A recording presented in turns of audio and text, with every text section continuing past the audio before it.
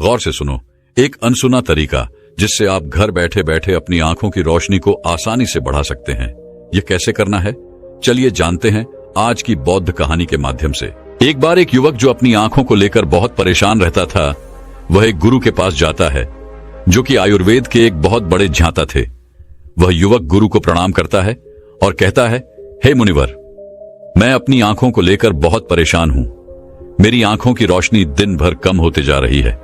मुझे सब कुछ धुंधला धुंधला दिखाई देता है। कई बार तो मेरी आंखों में बहुत ज्यादा दर्द और जलन होता है और बहुत ज्यादा आंसू भी निकलते हैं। गुरुदेव, मेरी आंखें समय से पहले ही मेरा साथ छोड़ रही हैं। कृपया करके आप मुझे कोई ऐसा समाधान बताइए जिससे मैं अपनी आंखों की रोशनी को फिर से प्राप्त कर सकूं और आंखों की इन सभी समस्याओं से हमेशा हमेशा के लिए छुटकारा पा सकूं। उन गुरु ने उस युवक की सभी समस्याओं को ध्यान से सुना और फिर कहा कि बेटा, हमारे आयुर्वेद में आंखों से संबंधित एक पूरा उपनिषद लिखा गया है जिसे चक्षु उपनिषद कहा जाता है। इसके अलावा हमारे महर्षि वाग्भट ने आंखों के इलाज से संबंधित कई उपाय बताए हैं, कई नियम बताए हैं, जिसमें कुछ प्रमुख नियमों के बारे में आज मैं तुम्हें बताता हूं।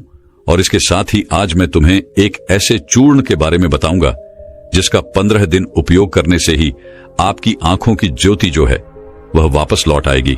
और साथ में ही इन नियमों का पालन करने से सिर्फ कुछ ही हफ्तों में आपके आंखों की रोशनी में एक आश्चर्यचकित परिवर्तन होगा। आप खुद देखेंगे कि आपकी आंखों की रोशनी वापस लौट आएगी और आपको पहले से अधिक स्पष्ट दिखाई देगा। और अगर तुम लंबे समय तक इस चूर्ण का उपयोग करते हो और इन नियमों का पालन करते हो तो तुम्हारी आंखों की सभी समस्याएं, सभी बीमारियां जड़ से खत्म हो जाएंगी और तुम्हारी आंखें हमेशा के लिए स्वस्थ और दृष्टिकोण बनी रहेगी। फिर गुरु उस युवक से कहते हैं कि बेटा, सबसे पहले इन नियमों के बारे में जानते हैं। इसके बाद मैं तुम्हें उस चूर्ण के बारे में, उस चूर्ण की विधि के बारे में बताऊंगा और यह भी बताऊंगा कि तुम्हें उसे किस तरह से प्रयोग करना है। फिर गुरु उस युवक से कहते हैं कि बेटा, अब तुम्हें नियमों को ध्यान से सुनो। आंखों के उपचार के लिए आयुर्वेद का पहला नियम है, सुबह उठते ही बिना कुल्ला किए अपने मुंह की लार को आंखों पर लगाना है। तुम जैसे ही सुबह बिस्तर से उठते हो तो बिस्तर पर बैठे हुए ही अपने मुंह की लार को अपनी उंगली में लो और उसे अपनी आंखों की कोर में काजल की तरह लगाओ। यह बहुत ही रामबाण इलाज है। आंखों की सभी समस्याओं का असल में हमारी लार में वह सभी तत्व पाए जाते हैं जो मिट्टी में होते हैं, और जब हम मुंह की लार को आंखों में लगाते हैं तो वह सभी पोषक तत्व हमारी आंखों को मिलने लगते हैं जो इसे स्वस्थ बनाए रखने के लिए बहुत जरूरी है। आंखों को हमेशा स्वस्थ बनाए रखने के लिए आयुर्वेद का दूसरा नियम है, मुंह में पानी भरकर आंखों में धीरे धीरे छींटे मारना। तुम जब रोज सुबह अपनी आंखों को धोते हो तो उसे ऐसे ही मत धो, बल्कि उससे पहले अपने मुंह में पानी भरो, फिर अपनी आंखों पर कम से कम 20 छींटे मारो। छींटे इतनी तेजी से न मारो कि आपकी आंखों में दर्द होने लगे, वह लाल हो जाए। हमें बस इतनी तेजी से छींटे मारने हैं ताकि पानी आपकी आंखों के अंदर चला जाए। जब आप आंखों में छींटे मारते हैं तो अंदर की छोटी से छोटी गंदगी भी पानी के साथ भरकर निकल जाती है और आंखें साफ हो जाती हैं। और मुंह में पानी भरने का कारण यह है कि जब हम आंखों में छींटे मारते हैं तो आंखों का कचरा जो है वह मुंह के रास्ते से न जाकर सीधे आंखों से ही पानी के साथ बाहर निकल आए, क्योंकि आंखों की कहीं बीमारियां सिर्फ आंखों में धूल मिट्टी जाने के कारण या कचरा जाने के कारण पैदा होती है। और जब यह सब कचरा साफ होगा तो हमारी आंखें भी स्वस्थ होंगी। फिर गुरु उस युवक को तीसरा नियम बताते हुए कहते हैं कि बेटा, सूर्यदेव को देखना है। हर दिन लगभग 5 मिनट के लिए सूर्यदेव को देखना है, लेकिन दोपहर में या तेज धूप में नहीं, सिर्फ उगने से 1 घंटे के अंदर अंदर या फिर सूर्यास्त होने के 1 घंटे पहले। सबसे ज्यादा अच्छा तो यह होगा कि तुम सूर्यदेव के उगने या अस्त होने के समय उनके दर्शन करो, और जब जरूरत महसूस हो तो पलके झपका भी सकते हो। शुरू में इसे 1 मिनट के साथ शुरू करो और धीरे धीरे इसे 5 मिनट तक लेकर जाओ। सूर्य दर्शन के समय सूर्य की किरणें हमारी आंखों में अवशोषित होती हैं और हमारी आंखों को ठीक करती हैं। अंत में अपनी दोनों हथेलियों को रगड़कर उसे अपनी आंखों के ऊपर रख लो, लेकिन इस बात का ध्यान रखना कि आपको अपनी आंखों के ऊपर रखना है, उन्हें दबाना नहीं है। ऐसा करने से आंखों को आराम मिलता है। चक्षु अपने शक में सूर्य देव को आंखों का वेद कहा गया है। फिर गुरु उस युवक को अगला नियम बताते हुए कहते हैं कि आंखों का व्यायाम करो। आप इसे किसी भी समय कर सकते हैं, लेकिन सुबह और सोने के पहले करने से यह ज्यादा फायदा देता है। इसके लिए सबसे पहले तो अपनी आंखों को 10 बार ऊपर नीचे करो, 10 बार ऊपर करो और 10 बार नीचे करो। जितना हो सके उतना ऊपर करो और जितना हो सके उतना ही नीचे लो। लेकिन इस बात का ध्यान रखना है कि आंखों के साथ सर नहीं घूमना चाहिए। सर स्थिर होना चाहिए। सिर्फ और सिर्फ आपकी आंखें घूमने चाहिए। आंखों को ऊपर नीचे करने के बाद आंखों को 10 बार बाईं ओर और 10 बार दाईं ओर लेकर जाओ। इसके बाद 10 बार आंखों को ऊपर कोने की ओर और 10 बार आंखों को निचले कोने की ओर लेकर जाओ। इसके बाद आंखों को गोल गोल घुमाते हुए एक वृत्ताकार आकृति बनाने का प्रयास करो। आंखों को 10 बार दाहिनी ओर गोल गोल घुमाएं और 10 बार बाएं ओर गोल गोल घुमाएं। फिर सबसे जरूरी व्यायाम, अपने हाथ के अंगूठे को अपनी दोनों आंखों के बीच में रखो और अपने नाखून के हिस्से को देखो और बिना ध्यान हटाए धीरे धीरे अपने अंगूठे को दूर लेकर जाओ। इस दौरान आपका पूरा ध्यान अंगूठे के नाखून पर होना चाहिए। जैसे ही अंगूठा दूर जाए तो सारा ध्यान अंगूठे से हटाकर उसके पीछे वाली चीज पर लगाओ। फिर वापस अंगूठे के नाखून पर ध्यान केंद्रित करो और फिर उसे धीरे धीरे अपने नाक के पास लो। इस प्रक्रिया को तुम्हें 10 बार दोहराना है और फिर इसके बाद अपने दोनों हथेलियों को रगड़कर अपनी दोनों आंखों को ढक लेना है और आंखों को आराम देना है। दरअसल हमारी आंखों के आसपास बहुत सारी मांसपेशियां होती हैं जो हमारी आंखों को चलाती है, उन्हें नियंत्रित करती है। बिना व्यायाम के यह मांसपेशियां कमजोर पड़ जाती है, लेकिन इस व्यायाम को करने से तुम्हारी आंखों की मांसपेशियां मजबूत होती हैं और वह अपनी कोई भी ताकत दोबारा हासिल कर सकती है। फिर गुरु अगला नियम बताते हुए कहते हैं कि शरीर को साफ रखो, क्योंकि शरीर साफ तो बीमारियां साफ। आयुर्वेद के नियम के अनुसार यदि हमारा शरीर भीतर से साफ है तो हमें कोई बीमारी नहीं हो सकती है। अगर हमारी आंतें साफ है और उनमें कोई भी पुराना भोजन जमा नहीं हुआ है तो हमारा पेट सुबह एक बार में ही साफ हो जाता। हमें कब्ज की समस्या कभी नहीं होती है, तो हमारा हर एक अंग स्वस्थ रहेगा और हमारी आंखें भी स्वस्थ रहेंगी। अपने शरीर को अंदर से स्वस्थ रखने के लिए तुम्हें रोज 16 घंटे का उपवास या फिर एक दिन 24 घंटे का उपवास करना चाहिए। फिर गुरु उसे आगे बताते हुए कहते हैं कि बेटा, अपनी आंखों को त्रिफला के जल से धो लो। त्रिफला एक बहुत ही प्रसिद्ध आयुर्वेदिक औषधि है। महान आशी वाग्भट ने त्रिफला को इंसानी शरीर के लिए अमृत तुल्य बताया है। त्रिफला जैसे ही उसका नाम है, यह 3 फलों से मिलकर बना है। पहला है आंवला, दूसरा है बहेड़ा और तीसरा है हरड़। को बनाते समय इन तीनों की मात्रा का ध्यान रखना बहुत आवश्यक है। त्रिफला बनाने के लिए आंवला, बहेड़ा और हरड़ का अनुपात 1:2 और 3 होना चाहिए, यानी आंवला 3 गुना, बहेड़ा 2 गुना और हरड़ 1 गुना होनी चाहिए। इन तीनों को सूखाकर इनके बीज निकालकर इसे अच्छे से पीसकर मिला लीजिए। इस तरह से त्रिफला का चूर्ण तैयार हो जाता है। फिर इसे किसी मिट्टी के बर्तन में रख दीजिए और 1 चम्मच त्रिफला चूर्ण को 2 ग्लास पानी में रात में भिगोकर रख दें और सुबह उसे छानकर अपनी आंखों को उससे धो लीजिए। ऐसा करने से बहुत ही तेजी से आंखों की सभी समस्याओं में आराम मिलता है और आंखों की रोशनी बहुत ही तेजी से बढ़ती है। त्रिफला सिर्फ आपकी आंखों के लिए नहीं बल्कि हमारे शरीर के लिए भी बहुत फायदेमंद होता है, क्योंकि यह वात, पित्त और कफ तीनों दोषियों को नियंत्रित करता है। शरीर को साफ करने के लिए त्रिफला को 2 तरीके से लिया जा सकता है, एक रात को और दूसरा सुबह। अगर आप त्रिफला सुबह लेते हैं तो गुड़ या शहद के साथ लो, और यदि आप त्रिफला को रात में लेते हैं तो दूध के साथ या फिर गर्म पानी के साथ इसे ले सकते हैं। रात में दूध या गर्म पानी के साथ जो त्रिफला खाया जाता है वह हमारे शरीर को साफ करने का काम करता है, गंदगी बाहर निकालता है। और सुबह जो गुड़ या शहद के साथ त्रिफला खाया जाता है यह पोषक तत्व का काम करता है, यानी कि पोषक तत्व प्रदान करता है। इसीलिए जो व्यक्ति स्वस्थ है, जिन्हें कब्ज या पेट से जुड़ी हुई कोई भी दिक्कत नहीं है, वह त्रिफला को दिन में खाए, और जिन्हें पेट की सफाई करनी है, कब्ज की समस्या रहती है, वह इसका सेवन रात को करें। फिर गुरु उस युवक को अगला नियम बताते हुए कहते हैं कि बेटा, यह नियम बहुत ही लाभकारी है। इससे तुम्हारी आंखें और मन दोनों ही तेज बनते हैं। इसके लिए तुम्हें एक अंधेरे कमरे में दीपक या मोमबत्ती जला लेना है। फिर उसे इतनी ऊंचाई पर रखना है कि जब तुम बैठो तो वह तुम्हारी आंखों के ठीक सामने होना। ज्यादा ऊपर होना चाहिए और ना ही ज्यादा नीचे होना चाहिए।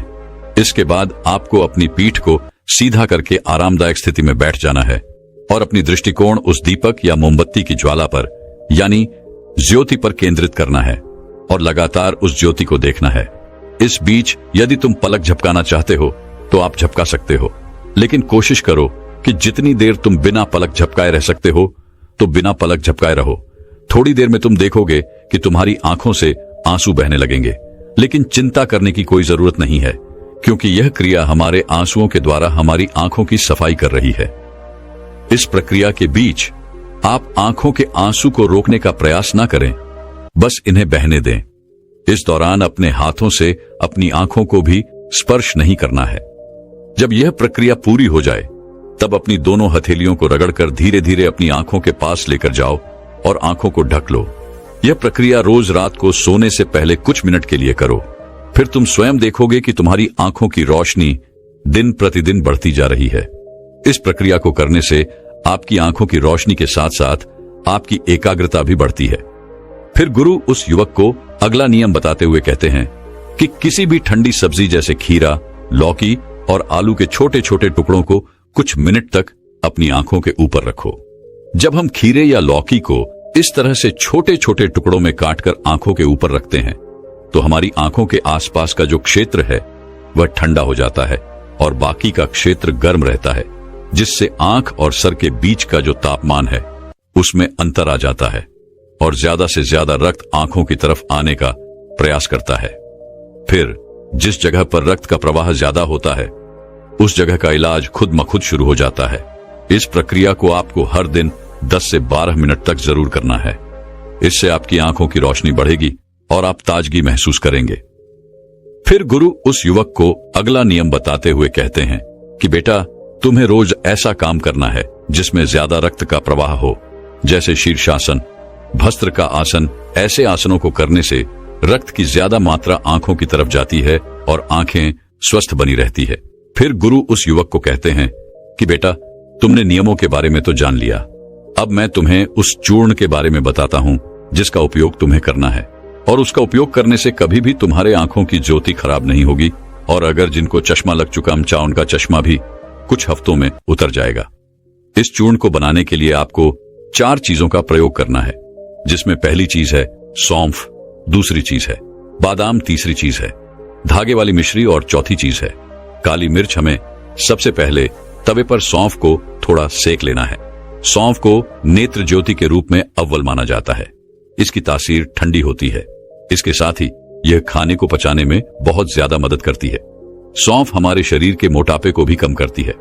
सौंफ में पोटेशियम, मैग्नीशियम, जिंक, लोहा, कॉपर जैसे मिनरल्स भरपूर मात्रा में होते हैं। आपको सौंफ को तब तक सेकना है जब तक उसमें खुशबू ना आ जाए। जब खुशबू आने लगे तब आप उसे नीचे उतार लीजिए। फिर आपको बादाम को हल्का हल्का सेकना है। बादाम में विटामिन ए प्रचुर मात्रा में होता है, जो हमारे दिमाग को तंदुरुस्त रखता है।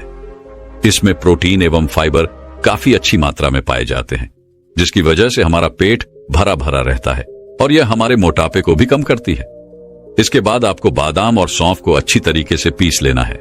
इसका बारीकी टोन बना लेना है और इसके बाद आपको धागे वाली मिश्री में से धागा निकाल देना है और उसे कूट कर उसका बारीक टोन बना लेना है। फिर आपको 10 से 15 काली मिर्च लेनी है। काली मिर्च में एंटी इन्फ्लामेटरी तत्व पाए जाते हैं, जो आंखों के लिए बहुत लाभदायक होते हैं। इसके साथ ही काली मिर्च जीवाणु रोधक और इम्यूनिटी बढ़ाने में सहायक होती है, जिससे आंखों की रोशनी मजबूत बनती है। काली मिर्च में विटामिन ए और विटामिन ई पाए जाते हैं, जो आंखों के लिए बहुत लाभदायक हैं। काली मिर्च को भी आपको अच्छी तरीके से कूट लेना है, उसका भी बारीक चूना बना लेना है। फिर आपको इन चारों चीजों को एक साथ मिक्स कर लेना है। फिर आपको इस चूर्ण को 1 चम्मच गुनगुने पानी में या फिर 1 गिलास दूध में सुबह सुबह खाली पेट लेना है। इसको लेने से आपकी आंखें बिल्कुल स्वस्थ रहेगी और साथ ही साथ आपका पेट भी बिल्कुल साफ होगा। आप अच्छी तरह से फ्रेश हो पाएंगे। इससे आपको अच्छी नींद आएगी और आपकी आंखों की रोशनी और दिमाग तेज होगा। और यह चारों चीजें जो हैं वह आपको अपने घर में ही उपलब्ध हो जाएंगी। फिर गुरु उस युवक से कहते हैं कि बेटा, आज के समय में आंखों को स्वस्थ रखने के लिए जो सबसे ज्यादा जरूरी है वह है अपनी स्क्रीन टाइम को कम करना। आजकल लोग सुबह उठते ही सबसे पहले अपने फोन के मैसेज को देखते हैं और फिर पूरे दिन यहां तक कि देर रात तक मोबाइल या लैपटॉप को यूज करते हैं। और इन लैपटॉप, फोन, टीवी से निकलने वाली लाइट हमारी आंखों के लिए बहुत नुकसानदायक होती है। इसीलिए आप एक ऐसा रूटीन बनाएं जिसमें आप रात में 8 या 9 बजे के बाद किसी भी तरह की स्क्रीन को नहीं देखेंगे।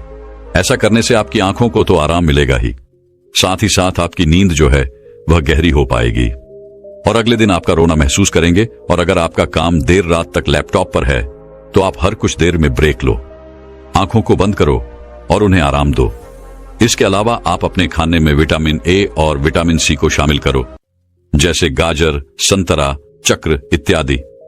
ये सब आपकी आंखों को स्वस्थ रखने के लिए अहम भूमिका निभाते हैं। एक बार एक आयुर्वेदिक गुरु जी के पास एक लड़का आता है और वह उन गुरु से कहता है कि हे गुरुवर, मेरा पाचन तंत्र सही नहीं रहता है। मैं जो कुछ भी खाता हूं वह मुझे हजम नहीं होता है। इसकी वजह से मुझे गैस की समस्या बनी रहती है। मुझे ऐसे लगता है कि जैसे मेरा पेट तो भरा भरा रहता है। पेट भरा भरा महसूस होने के कारण मुझे भूख भी बहुत कम लगती है। मेरे चेहरे पर दाग धब्बे रहते हैं। मुझे कब्ज की समस्या रहती है और मेरा पेट खुलकर साफ भी नहीं हो पाता है। गुरुदेव, मैंने इसके लिए बहुत सारी दवाइयां ली हैं, लेकिन फिर भी मुझे कोई आराम नहीं मिला। इसीलिए गुरुदेव, आप मेरी समस्या का हल मुझे बताएं। इसके बाद गुरु उस लड़के को कहते हैं कि जो भी तुमने मुझे अपनी समस्या बताई है वह सब तुम्हारे खाने के न पचने के कारण हुई है। इसलिए तुम यह समझो कि तुम्हें अपने खाने को पचाने के लिए करना क्या होगा और वह क्या उपाय हैं जो तुम्हें करने होंगे ताकि तुम्हारा पाचन तंत्र जो है वह मजबूत बन सके। और मैं तुम्हें आज 5 ऐसी आयुर्वेदिक औषधियां भी बताऊंगा जिनका उपयोग करने से तुम्हारा पाचन तंत्र मजबूत हो जाएगा और तुम्हारे खाने का कण कण पचेगा। फिर वह गुरु उस लड़के से कहते हैं कि सबसे पहले तुम यह समझ लो कि पाचन तंत्र में खराबी होने का सबसे बड़ा कारण जो है वह है पेट की सड़न। जब तुम्हारे पेट में खाना जाता है और वह ठीक से नहीं पचता है तो फिर वह सड़ता है और आपके पेट की समस्याओं का सबसे बड़ा कारण भी यही है। जब खाना पेट में जाकर पचने की जगह सड़ता है तो इससे ही आपको गैस की समस्या, एसिडिटी, भारीपन की समस्या होती है और आपको भूख लगना कम हो जाती है। इसके बाद गुरुजी कहते हैं कि अब सवाल यह उठता है कि आखिर खाना पचने की जगह क्यों जाता है। तो इसका कारण है आपकी मंदाग्नि। देखो, ध्यान से सुनो बेटा, आपके पेट में एक अग्नि होती है जिसे जठराग्नि कहते हैं। जब आपका खाना पेट में जाता है तो यह अग्नि उस खाने को पचाने का काम करती है। जब यह अग्नि धीमी हो जाती है तो आपका खाना पचने की जगह सड़ता रहता है।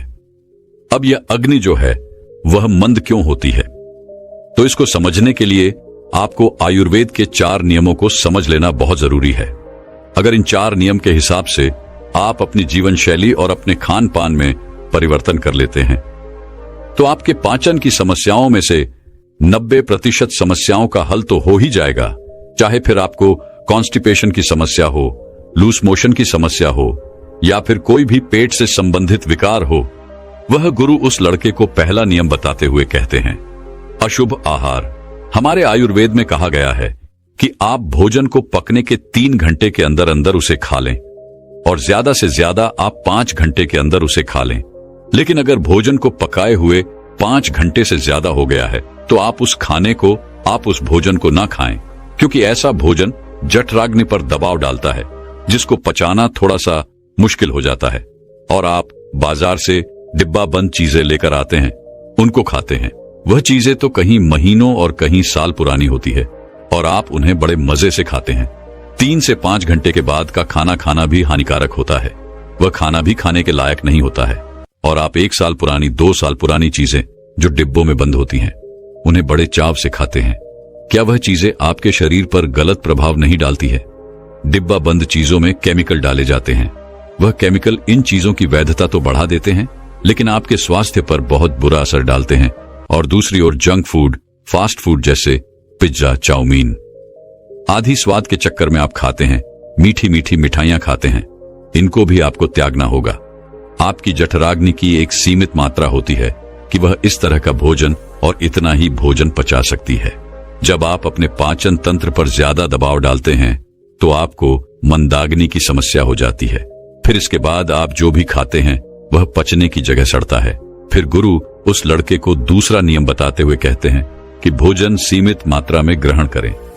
आप चाहे कितना ही अच्छा भोजन क्यों ना करें, आप चाहे सात्विक भोजन ही क्यों ना करते हो, लेकिन ध्यान रहे, जितना जरूरी अच्छा भोजन करना होता है उतना ही जरूरी यह भी जानना होता है कि हमारे भोजन करने की सही मात्रा क्या है।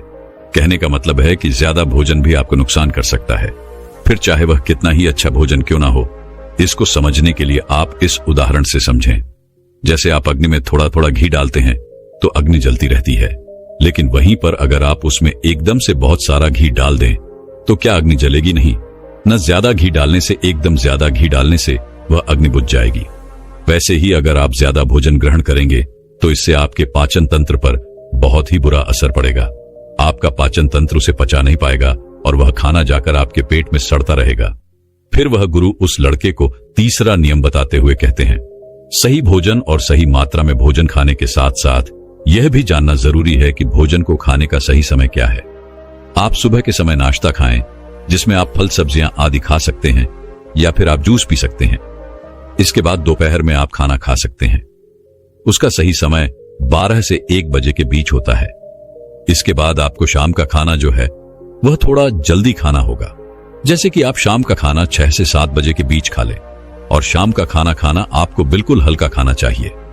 मगर लोग शाम को खाना एक तो देर से भी खाते हैं और दूसरा हल्का भोजन खाने की जगह भारी भोजन खाते हैं, फिर सीधा सोने चले जाते हैं, जिससे पाचन तंत्र मंद हो जाता है और खाना पचने की जगह सड़ने लगता है। इसीलिए शाम का खाना शाम ढलते ही खा लेना चाहिए और खाना खाते ही बिस्तर नहीं पकड़ना चाहिए। फिर वह गुरु उस लड़के को चौथा नियम बताते हुए कहते हैं कि पर्याप्त मात्रा में पानी पीना भी आपके पाचन तंत्र को मजबूत करता है। अगर आप पर्याप्त मात्रा में पानी नहीं पिएंगे तो आपको कब्ज की समस्या होगी और आपका पेट खुलकर साफ नहीं होगा। और अगर पेट साफ नहीं होगा तो जो खाना आप खाएंगे वह आपके पेट में पड़ा पड़ा सड़ता रहेगा। पानी आपके खाने को गला आता है, जिससे खाने को पचाने में आसानी होती है और आपका पाचन तंत्र मजबूत बनता है। वह गुरु उस लड़के को कहते हैं कि बेटा, इसके अलावा भी बहुत सारे ऐसे कारण हैं जो आपके पाचन तंत्र को कमजोर बनाते हैं, जैसे कि ज्यादा चिंता करना, धूम्रपान करना और खराब जीवन शैली। अगर आप इन चीजों पर ध्यान देंगे और अपनी आदतों को सुधारें तो आपका पाचन तंत्र जो है वह स्वतः ही सही हो जाएगा। फिर वह गुरु उस लड़के को कहते हैं कि इन आदतों और नियमों के अलावा अगर आप कुछ आयुर्वेदिक औषधियां भी लेते हैं तो आप अपने पाचन तंत्र को बहुत ही बेहतर बना पाएंगे और फिर उसके बाद आप जो भी खाएंगे वह आपको सब पच जाएगा। फिर इसके बाद गुरुजी उस लड़के को पहली औषधि के बारे में बताते हुए कहते हैं कि सबसे पहली औषधि है त्रिफला चूर्ण। आपके पाचन तंत्र के लिए त्रिफला से अच्छा कुछ भी नहीं है। यह सबसे बढ़िया औषधि है। त्रिफला पाचन शक्ति बढ़ाने और मेटाबॉलिज्म में सुधार करने का एक प्रभावी नुस्खा है। दरअसल त्रिफला 3 आयुर्वेदिक हर्ब्स का एक अद्भुत मिश्रण है। इसे बनाने के लिए आंवला, हरड़ और बहेड़ा का प्रयोग किया जाता है। तीनों ही जड़ी बूटियों में रोचक गुण होते हैं। यह मलत्याग को बढ़ावा देने में मदद करती है, साथ ही कब्ज से छुटकारा भी दिलवाती है। त्रिफला शरीर के तीनों दोष, वात, पित्त और कफ के संतुलन को बनाए रखने में आपकी मदद करता है। यह अंत में अच्छे बैक्टीरिया को बढ़ाता है, साथ ही टॉक्सिन्स को नष्ट करता है, जिससे डाइजेशन में सुधार होता है। नियमित त्रिफला का सेवन करने से पाचन संबंधी समस्याओं से बचाव और उनमें छुटकारा पाने में मदद मिलती है। आप रात में सोने से पहले गर्म पानी के साथ त्रिफला का सेवन कर सकते हैं। इसके लिए बस आपको 1 चम्मच त्रिफला अपनी जीभ पर रखना है, फिर गुनगुने पानी के साथ इसे निगल जाना है। आप चाहें तो दूध के साथ इसका सेवन कर सकते हैं। इसके अलावा आप रात में सोने से पहले 1 गिलास पानी में 1 चम्मच त्रिफला पाउडर मिलाकर ढककर छोड़ सकते हैं और सुबह खाली पेट इसका सेवन कर सकते हैं। यह भी पाचन को दुरुस्त रखने में आपकी मदद करेगा। फिर गुरु उस लड़के को दूसरी औषधि के बारे में बताते हुए कहते हैं कि वह है हिंग वॉश्ड। यह एक पॉली हर्बल आयुर्वेदिक औषधि है जिसका उपयोग पाचन विकारों के इलाज के लिए किया जाता है। यही काली मिर्च, अदरक, जीरा, अजवाइन और हिमालय नमक से मिलकर बना होता है। यह मलत्याग, पेट फूलना, अपच और कब्ज जैसी स्थितियों को प्रबंधित करने में मदद करता है। यह पेट में जलन पैदा किए बिना पाचन में मदद करता है। आयुर्वेद के अनुसार हिंग वॉश में दीपक यानी कि भूख बढ़ाने वाला और पाचन यानी पाचन गुण होते हैं। जो भोजन को पचाने में मदद करते हैं। अपच और पेट फूलने से राहत दिलाते हैं। ये गुण भूख न लगने की समस्याओं में भी मदद करते हैं। हिंग में वात संतुलन गुण भी होता है, जो पेट को नियंत्रित करने में मदद करता है। इसका भी प्रयोग आपको खाना खाने के 45 मिनट के बाद पानी या दूध में किया जा सकता है। फिर गुरु उस लड़के को तीसरी औषधि के बारे में बताते हुए कहते हैं, एलोवेरा।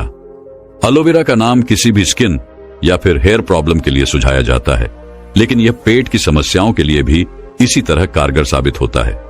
एलोवेरा का जूस पेट की परेशानियों से भी राहत दिलाता है। इसमें मौजूद एंजाइम पाचन क्रिया को बेहतर बनाते हैं और पोषक तत्वों के अवशोषण में भी मदद करते हैं। इसी तरह एलोवेरा पेट के इन्फेक्शन की वजह बनने वाले बैक्टीरिया और परजीवियों से भी सुरक्षा प्रदान करता है, जिससे स्टमक इन्फेक्शन होने से बचाव होता है।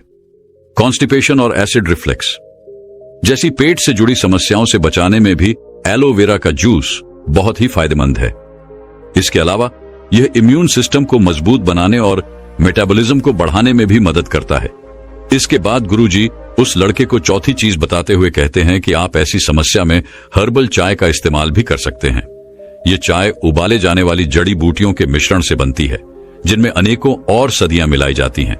ये पाचन तंत्र को मजबूत करने के लिए बनाई जाती है। इसमें पुदीना, जो पाचन तंत्र की मांसपेशियों को आराम करने की क्षमता रखते हैं, ये यूप के लक्षणों, गैस और ब्लोटिंग को कम करने में मदद करता है।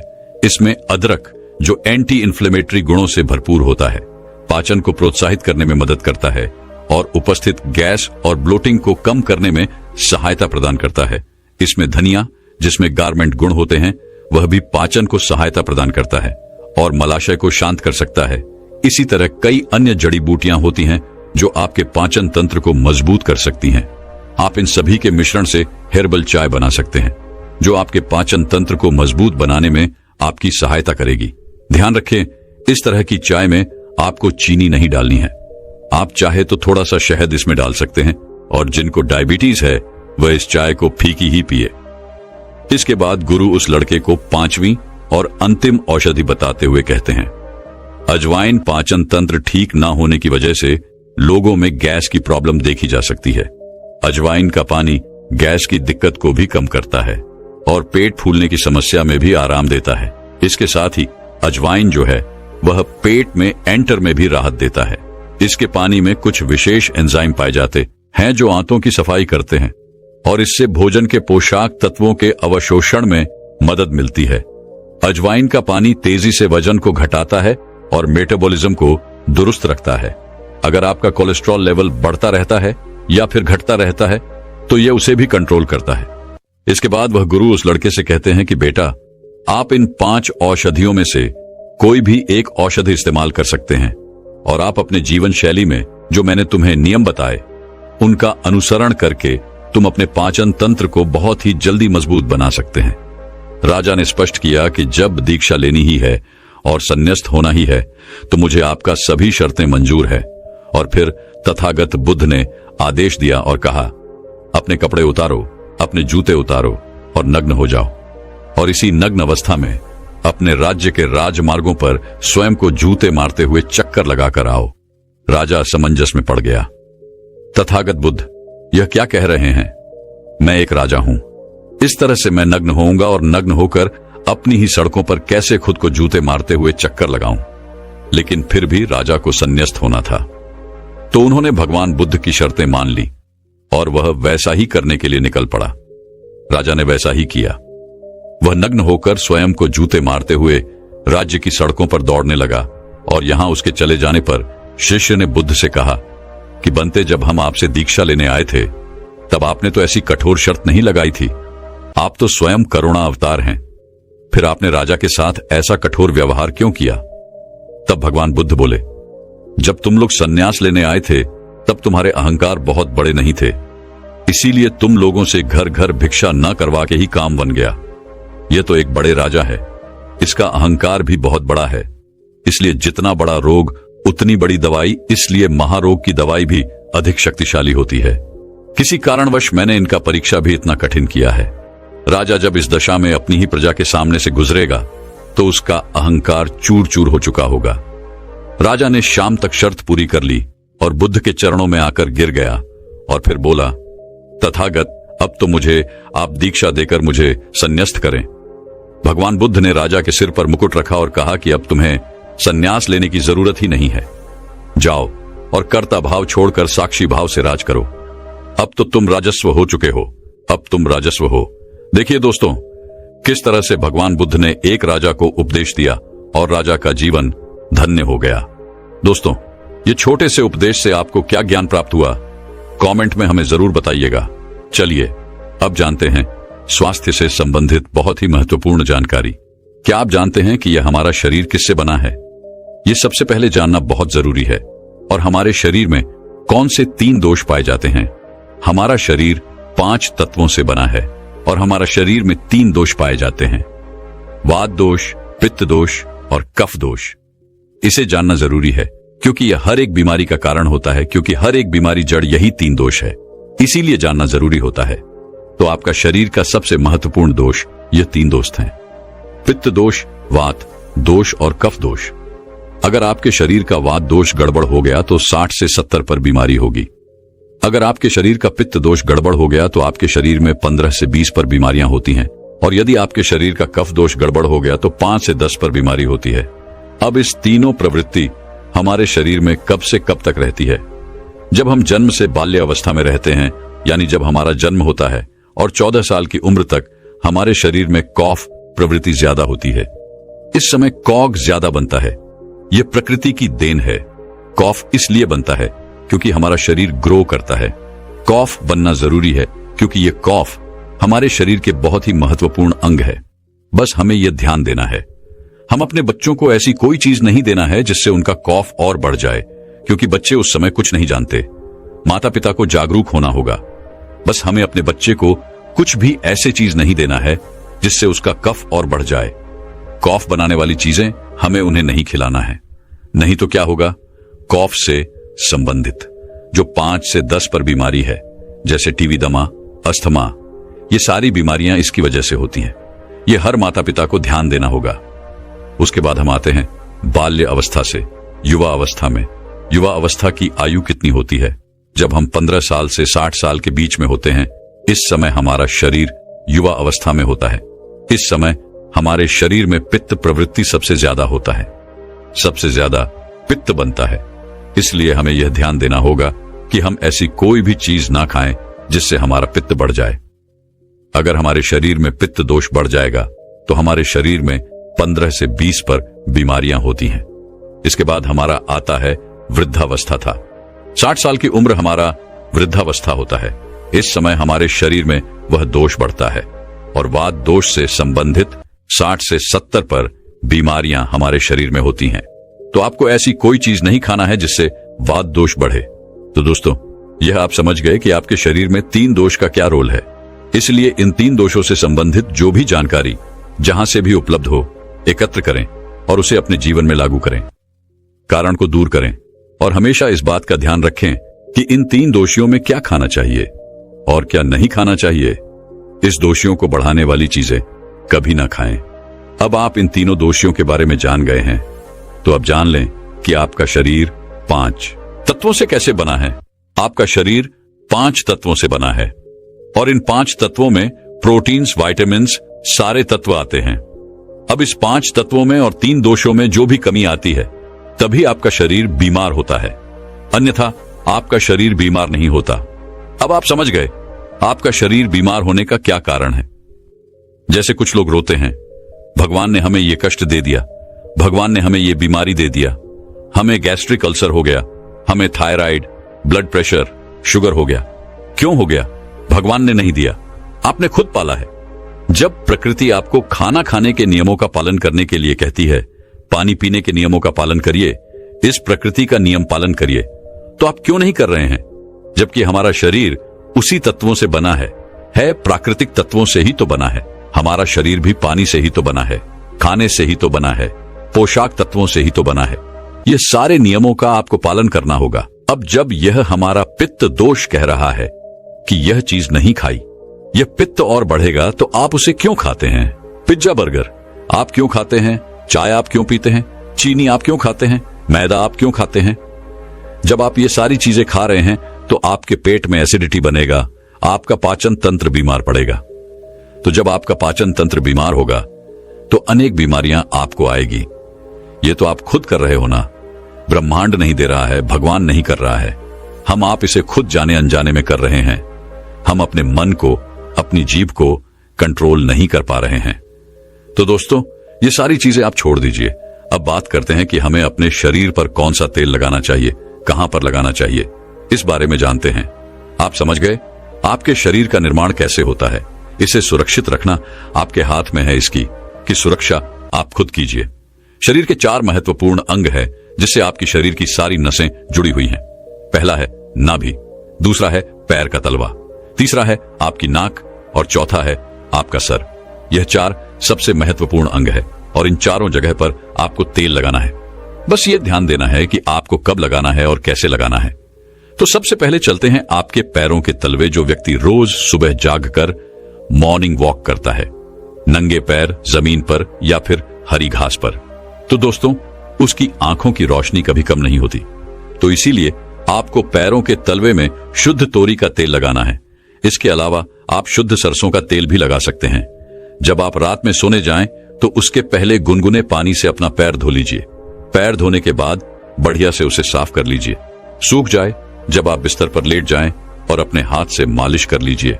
रात में सोते समय यही शुद्ध सरसों का तेल, और जैसे ही आप अपने 5 मिनट दोनों हाथों से मालिश करेंगे, तेल से गर्मा हटाएगी, तुरंत ही आपको नींद आना शुरू हो जाए। अगर आप नींद का टैबलेट लेते हैं, अगर आप डिप्रेशन में हैं, नींद नहीं आ रहा है, तो यह दूसरे दिन से ही बंद हो जाएगा। आपको नींद की टैबलेट की जरूरत ही नहीं पड़ेगी। आपका पागलपन दूर हो जाएगा। याददाश्त बहुत तेज होती है, दिमाग से संबंधित सारे समस्याएं खत्म, और एक ही बार में आप 10 बजे सो रहे हैं, 400 बजे से पहले आपकी नींद ही नहीं खुलेगी। इतनी बढ़िया नींद आती है। तो पैर के तलवे में तेल लगाने से आपके पाचन तंत्र मजबूत होता है, याददाश्त तेज होती है, भूख लगती है, शरीर में शक्ति मिलती है, ऊर्जा मिलती है, यानी कि शरीर की सारी पोषक तत्वों को आपूर्ति कर देता है। दूसरा स्थान है नाभि, जो कि आपके शरीर का सबसे महत्वपूर्ण अंग है। नाभि के पीछे एक पेय को ग्रंथि पाई जाती है, और इसी पेय को ग्रंथि से शरीर की सारी नसें जुड़ी हुई होती हैं, और यह शरीर की सबसे शक्तिशाली ग्रंथि होती है। इसलिए नाभि में तेल लगाना चाहिए। आप देखते होंगे जब आपके घर में छोटा बच्चा होता है तो माता